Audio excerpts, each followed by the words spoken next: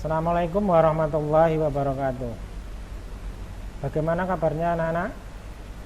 Semoga tetap semangat dan tetap sehat selalu. Oke, kali ini saya akan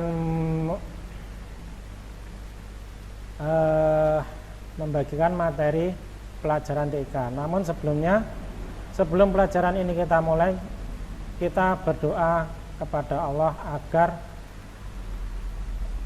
belajar pada kali ini bisa menghasilkan dan bermanfaat untuk diri kamu di masa akan datang. Berdoa mulai. Oke, materi kali ini adalah mengenal program pengolah angka. Silakan buka kitab TIK-nya pada halaman 3. Karena materi yang saya sampaikan ini pada halaman 3 buku TIK sampai dengan halaman 8. Jadi silahkan menggunakan buku untuk melanjutkan dari program ini atau video ini. Oke, sekarang kita mulai. Mungkin di sekitar kamu atau kalian pernah menggunakan alat hitung atau suka berhitung seperti mata pelajaran matematika yang pelajarannya adalah angka-angka. Alat apa yang sering kamu gunakan untuk menghitung bilangan-bilangan tersebut? Atau alat hitung yang pernah kamu jumpai di sekitar rumah kamu? Mungkin yang pertama adalah kalkulator. Kalkulator ini adalah alat untuk menghitung angka dari zaman dulu. Mungkin sekarang sudah berkurang pemakaiannya. Yang kedua adalah handphone. Kamu pernah nggak menggunakan handphone kamu untuk menghitung? Di dalam handphone memang banyak program yang tercipta, tapi program kalkulator di HP itu sudah tertanam dari kalian sejak beli. Nah, apa yang kita pelajari dari kedua ini? Yaitu digunakan untuk menghitung angka-angka yang kompleks, misalkan perkalian atau pembagian yang bilangannya lebih dari 1. Tapi saya tidak mempelajari menerangkan tentang kedua alat ini, tapi saya akan menyampaikan materi pengolah angka yang menggunakan komputer atau laptop.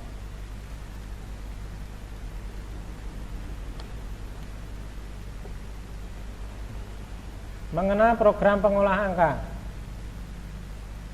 Apa yang kamu atau yang pernah kamu gunakan program pengolah angka di komputer? Siapa yang pernah menggunakan? Program pengolah angka ini di dalam komputer beda sekali dengan kalkulator ataupun handphone. Kalau apakah program komputer bisa digunakan untuk cara kerjanya untuk seperti kalkulator sama kalkulator di HP? Sangat bisa, bahkan lebih dari bisa apa yang dilakukan kalkulator sama kalkulator di HP.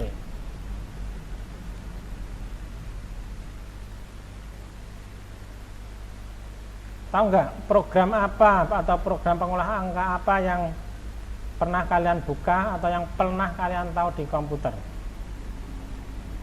Kalau belum pernah, saya perkenalkan 2 program yang familiar yang sering digunakan untuk bekerja mengolah angka di dalam komputer. Yang pertama adalah Cal. Kamu lihat juga halaman 3. Cal ini adalah produk dari OpenOffice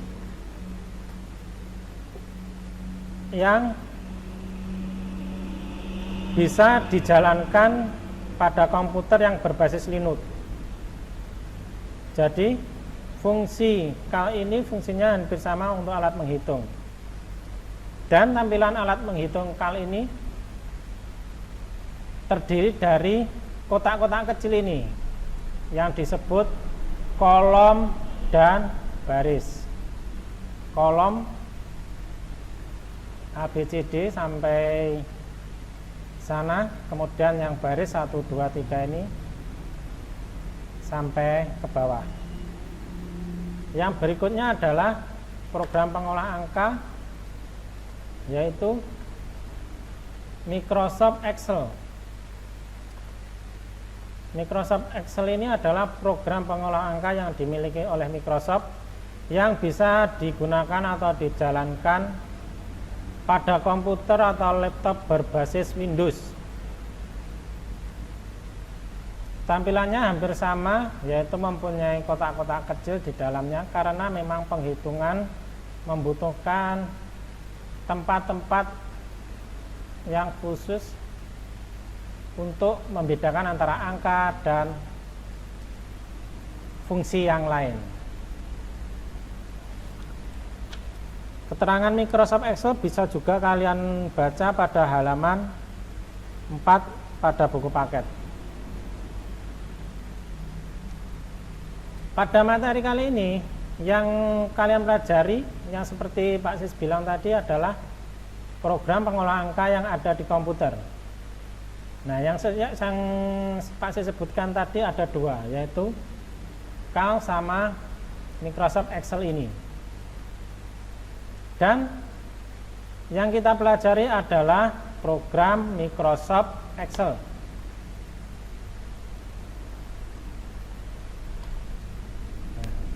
Bagaimana cara menjalankan Microsoft Excel itu? Kamu bisa menggunakan, memulai dari tombol Start ini, kemudian pilih All Program. Nah, dilanjutkan kemudian pilih Microsoft dan Microsoft Office Excel. Ya. Ketika ini diklik, maka akan tampil tampilan jendela Microsoft Excel. Nah, ketika program Excel dibuka, tampilannya seperti ini. Silakan buka halaman 6 pada buku paket. Kita perkenalan dulu dengan tampilan Microsoft Excel. Nah, Microsoft Excel ini ada beberapa tipe. Yang kita pelajari adalah Microsoft Excel tipe 2010 atau keluaran 2010.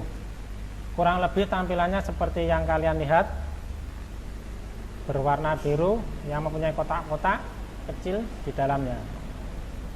Oke, kita mulai pertama. Title bar. Title bar ini berfungsi untuk menampilkan nama file atau nama program yang sedang dijalankan. Letaknya itu di atas sendiri, di sini. Nah, ini adalah title bar. Dan title bar ini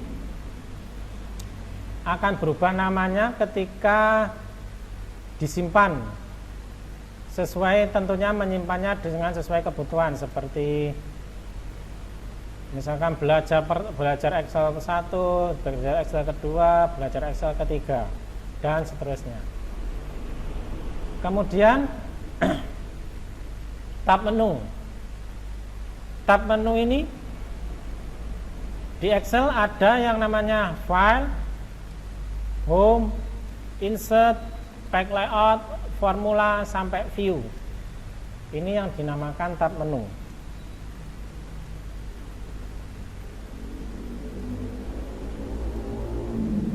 Tab menu adalah fungsinya adalah untuk menghandle icon-icon atau gambar-gambar kecil ini yang ada di menu Microsoft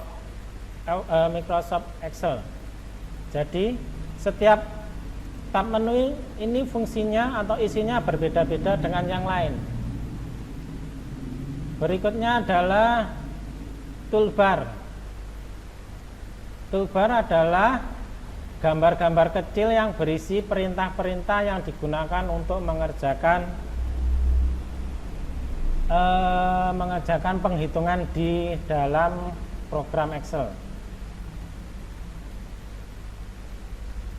Kamu baca keterangan juga di buku, deretan ikon kecil untuk mewakili sebuah perintah. Nah, itu. Kemudian berikutnya adalah formula bar. Formula bar ini adalah ketika ada nanti misalkan sel ini, ketika ini diklik, di sini akan memberitahukan apa yang tertulis di dalam sel tersebut. Nah, di formula bar namanya. Berikutnya adalah active cell. Active cell adalah menampilkan posisi kursor yang aktif yang dipilih dari program Excel. Ini bisa dipindah dari sini atau ke sini atau ke sini, terserah dari kamu. Itu namanya active cell. Contohnya A, di kolom A di baris 1. Di sini tertulis A1. Berarti nanti isi selnya apa? Misalkan ditulis nama, di sini juga nama. Ditulis angka 1 2 3, formula barnya juga tertulis 1 2 3. Berikutnya adalah active cell. Nah, seperti active cell tadi, sebenarnya ini bukan active cell tapi cell. Saya perbarui, yang ini namanya cell, bukan active cell. Cell ini adalah pertemuan antara kolom dan garis yang disebut, nah kotak ini yang disebut sel. Sedangkan yang panjang ini adalah kolom yang terdiri dari deretan A, B, C, D, F, G dan seterusnya. Sedangkan yang satunya yang panjang ini adalah baris atau row yang dimulai dari angka 1, 2, 3 sampai seterusnya.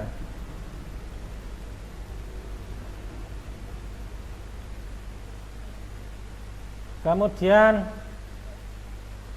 scroll bar. Scroll bar fungsinya adalah menggeser ke atas dan ke bawah, ke samping atau samping kiri atau ke samping kanan. Nah, di sini jumlahnya kan dari A yang tampil ini dari A sampai Q. Nah, sebenarnya ini masih ada R sampai Z, sampai ada yang lebih Z. Nah, penggunaan scroll bar adalah untuk menggeser ke arah kiri atau kanan yang akan dituju, sel yang akan dituju. Nah, seperti ini scroll bar yang atas bawah. Ini kan jumlahnya tidak sampai 29, ada yang kalau tidak salah itu sampai 1000 atau 2000 berapa. Untuk menggesernya kita pakai ini, scroll bar ini. Berikutnya adalah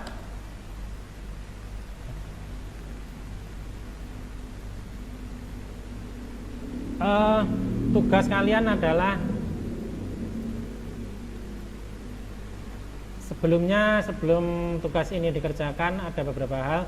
Kalau ada materi yang belum paham, silahkan berkomentar di bawah ini atau melalui WA dari grup untuk mencari WA Pak Sis. Silahkan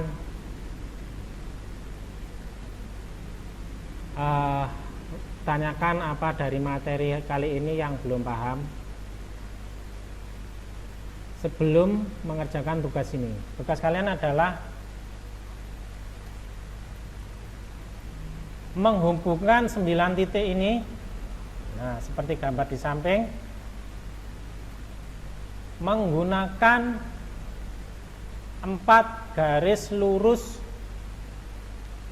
di mana 4 garis lurus itu harus melewati semua titik. Misalkan ini titik 1, 2, 3, 4, 5, 6, 7, 8, 9. Ada 9 titik ini. Misalkan kamu buat 4 garis lurus, harus bersambung sebanyak 4. 4 itu terhitung 1, 2, 3, 4. Nah, kalau 5, kalau sampai sini 5 berarti bukan 4. Itu lebih dari 4 garis yang diminta. Kalian diberi kesempatan menghubungkan 9 titik ini hanya 4 gerakan, 4 garis. 1, 2, 3, 4. Nah, 4 garis itu syaratnya harus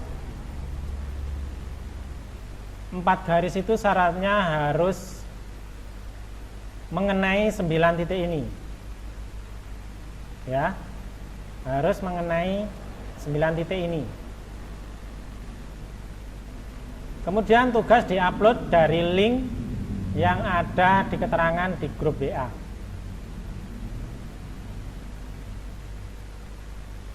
Ada yang kurang jelas silahkan tanyakan ke grup WA atau langsung ke WA Pak Sis. Sekian, apabila ada yang kurang jelas atau materi-materi yang saya sampaikan kurang jelas, silakan tanyakan melalui WA grup atau Jabri ke Pak Sis. Silakan baca buku halaman 3 sampai halaman 8. Untuk tugasnya bisa, kalau kurang jelas juga bisa dibaca di halaman 8. Saya akhiri, semoga kalian tetap semangat dan terus jaga kesehatan kalian. Jangan lupa pakai masker dan cuci tangan. Assalamualaikum warahmatullahi wabarakatuh.